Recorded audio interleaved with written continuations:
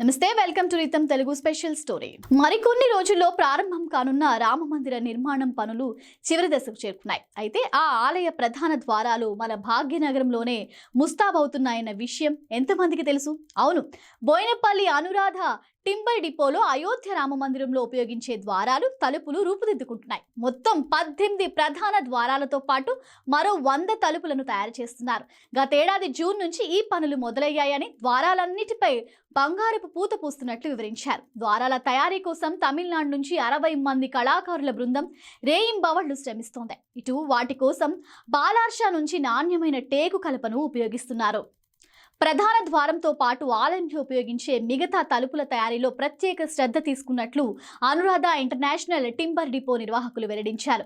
తమకు యాదాద్రి ఆలయ ద్వారాలు తయారు చేసిన అనుభవం ఉందని, దాన్ని పరిగణలోకి తీసుకునే అయోధ్య రామ మందిరం నిర్వాహకులు తమకు ఈ ఆర్డర్ ఇచ్చినట్లు చెప్తున్నారు.